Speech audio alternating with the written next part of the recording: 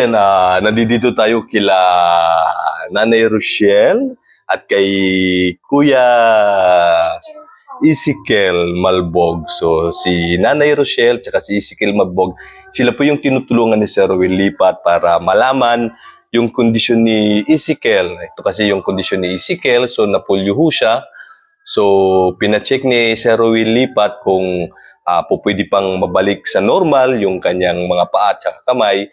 Pero sa kasamang palad, sabi ng doktor, wala na daw po talagang magagawa doon sa kalagayan ng kamay ni Ezekiel dahil sa sobrang tagal na din na hindi kaagad na tawag dito na pa-check o na ano yung kalagayan ng paa ni Ezekiel. So ayan, ngayon si Ezekiel ay 12 years old na. So hindi pa rin siya nabibinyagan, kaya isa sa mga ano ni Sir Ruel, yun nga, ipa-check up si Ezekiel kung ano yung po pwedeng maging magawa o para mabalik sa normal yung kanyang sitwasyon, lalong-lalo yung makalakad siya, kasi 12 years old na, 12 years old na siya, hindi pa siya nakakapaglakad, hindi na siya makalakad, hindi siya nakakapasok sa school kasi nga sa sitwasyon niya.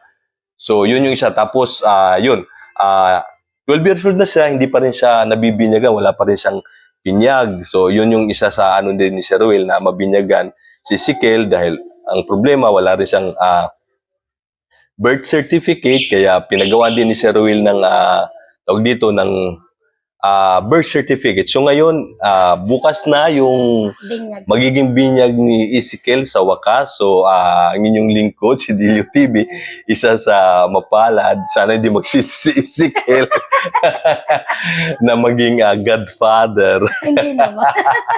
At siyempre, ang ating butihin na si Sir Ruel Lipat na talagang tumutulong sa mga na humihingi ng assistant na mga pamilya, mga magulang para mabigyan ng kaunting pag-asa, pagkaroon ng katuparan yung mga kahilingan nila, no? Na sa ganun mabago yung pamumuhay ng mga kababayan natin sa hinihingi nilang tulong, no?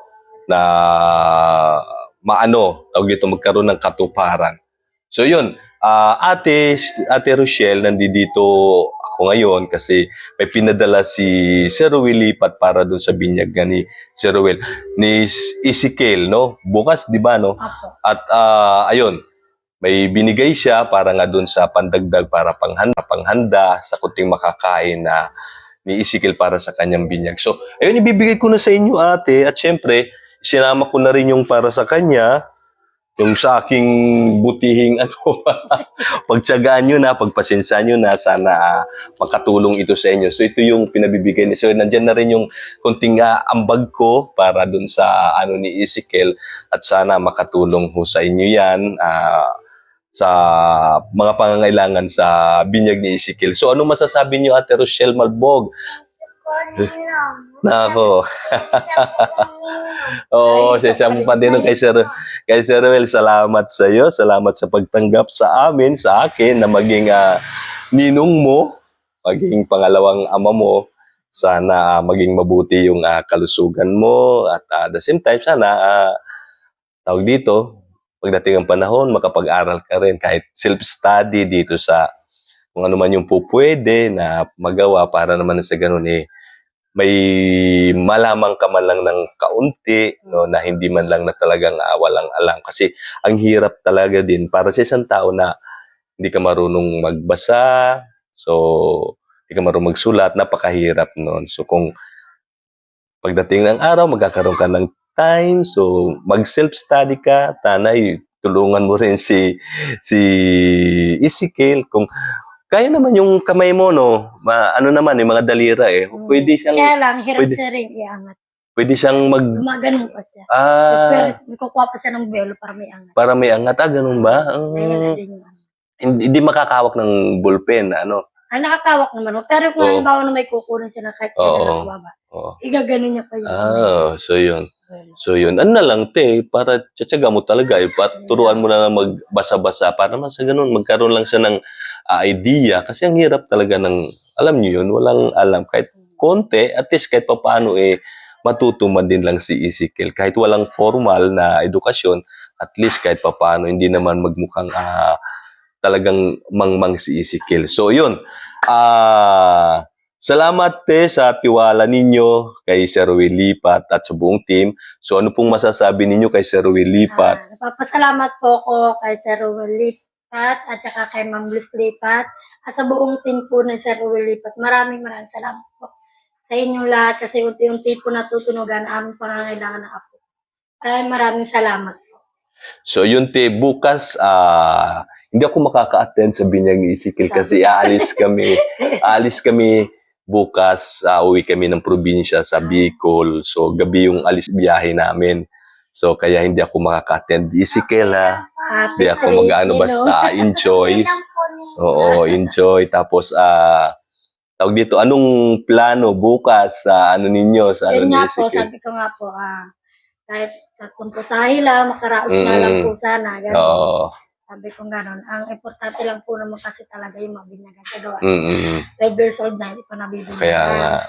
Ngayon, ito, meron din naman po nagbigay na isang ninang, na isang kilong spaghetti, isang kilong carbonara, kalating balding tahong.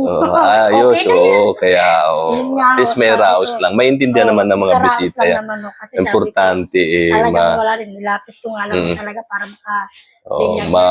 mabasbasan si Ezekiel. Yun naman ang importante.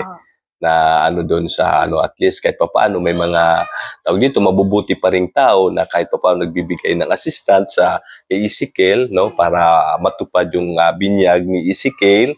So happy bliss day sa iyo sa binyag. Christening ba? Basta ayun na yung ninyo. Masaya ka ba, Ezekiel, na may binyagan ka na? Ay, sige. So, yun. O, kumusta na nga pala yung tawag dito, pagpabunot mo? Ayun nga po, na pagkakas pa ng binya, pag dadarating na linggo, ay Sabado, balik po ako din para sa sukat. Sa sukat Kasi na? 2 weeks na po yun Hindi ko po pinasabay, hindi po ba sabi ko sa inyo, kabilaan. Nag-truck na yung isa. Pero ano sabi ng doktor? Yun naman po, gusto niya na, kaya pala po, tinuturo na rin to. Oo. Ang sistema po, nahiya na nga rin po ako kasi yun lang talaga 4 dapat. Oo. Naging 5 na nga. Oo. Meron pa pala dito na Oo. nag-truck na sabi ko, hindi ko na pabunot yan. Sukat na ako Tapos So, sa naglinggo po, ipin na. ipisusukatan na kayo, Oo. no? Tapos iipinan na. So baka nandito na rin na ako nun sa kasi 1 week lang naman kami doon. Inisip ko kasi baka ipadala sa akin ni Ma'am Percy yung pampapustiso mo sa susunod na linggo. Iniisip ko parang didiretso na lang sa iyo yung pagpapadala para naman sa ganun. Baka kasi maipit So baka nasa Bicol pa ako, nasa probinsya pa ako kailangan mo nang bumalik doon. So inisip ko sige, workout ko na lang kay Ma'am Percy. So, yun yung mga itinerary natin. So, yun. Good luck sa Ezekiel, sa binyag mo. Enjoy sa christening day mo. At sana maging malusog ang iyong pangangatawan. Laging masaya. So, go lang, no? Nakasan lang loob. Laban-laban lang. Wag mawawalan ng So may mga taong katulad ni Sir Ruel na talagang nagbibigay tulong sa mga katulad mo, sa inyo, ng lola mo. At si Sir Ruel talaga yung sinugo ng Panginoong Diyos na tawag dito, bumaba sa lupa para tumulong sa mga nailangan, although hindi katulad ng ibang mga vlogger na mga big time. So at least kahit papano si Sir Ruel naibibigay niya kung ano man yung pupwedeng may tulong sa mga tawag dito, humihingi ng tulong sa kanya at talagang hindi niya napapahindian. Halos lahat napagbibigyan pa at hindi lang lahat, pati yung mga nananamantala na pagbibigyan din. So yun yung isa sa mga ni Sir Ruel, super bait ni Sir Ruel. So sana makasama din kayo sa get together. Yun nga mukhang tuloy na. So mag-aambagan daw kung sino yung mga sasama. Basta sumama kayo sa meet and greet, isama mo yung boyfriend mo. At talagang gusto ko siyang ma-meet. Dapat isama mo kasi sinabi ni Sir Ruel. Nakausap mo na ba yung boyfriend mo? Sinabi ko naman po sa kanya, sabi niya, sige, wala naman pa. Oo. So, ayun, Kumain naman po.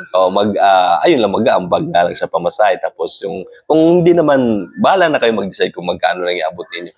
The rest, si Sir Ruel, siguro gusto lang ni Sir Ruel na kahit papaano, merong effort sa mga sasama para naman na sa ganun, hindi lang masabi na, sinagot niya, kumbaga, tayo mismo sa ating sarili, magkaroon tayo ng responsibility, no, na sa paggawa ng paraan para makasama tayo doon na hindi lang natin iaasa doon sa sponsor lahat na kung ano man yung dapat. So ipakita din natin sa kay Sir Ruel Lipat na tayo inagsusumikap na magawa kung ano man yung dapat para din sa sarili natin. So yun din yung isang mensahe din ni Sir Ruel na kumbaga mag-initiate, talagang magsikap na magbigay kahit papaano pang dagdag pamasahe. And the rest, sabi ni Sir Ruel, kung kukulangin, hindi sagot niya na. So magandang halimbawa yung para sa individual. So yun, Ezekiel, congrats and good luck. And then turuan mo si Ezekiel magbasa para, kahit pa, marunong ka ba magbasa na? Naku, turuan mo para pangalan mo. Turuan mo kahit pagbasa, kahit kunti lang, para kahit papaano, hindi naman siya mangmang na talagang walang. Tiyagain mo lang para kahit papaano, magka-idea naman siya. Kasi siyempre, hindi naman tayo lifetime dito sa mundo. So, papaano na, no? Yun yung ano natin. Kahit papaano, kung marunong si Ezekiel magsulat, magbasa, may kakaroon siya ng idea, magkakaroon siya ng confident din sa sarili niya sa kabila ng kanyang kalagayan. So yun, yung ano natin, and then congrats din at malapit ka ng magkapustiso, magiging beauty, ano ka na? Beauty and the Beast. Beauty, ano. Salamat po talaga sa lahat. Okay, so yun, ano masasabi mo, Ezekiel, kay Sir Ruel Lipat, saka kay Ma'am Luz Lipat? Kayo lahat. Masasabi mo, Ezekiel, kay sa Ninong Ruel mo at saka kay Ninang Luz Lipat? Maraming salamat po. Ninong Ruel. At Ninang Luz Lipat. Oh. Maraming salamat po. Nanay Rochelle, ano pong masasabi niyo kay mag-asawa? Nagpapasalamat po ako sa inyong lahat. Sir Ruel Lipat, Ma'am Luz Lipat, at sa buong team po ni Sir Ruel Lipat. Natupad na po ang aming mga pangangailangan ng apo ko. Maraming salamat. Sige, congrats at enjoy para sa binyag ni Ezekiel. Maraming salamat sa tiwala, Ate Rochelle. Sige, go na tayo. Thank you.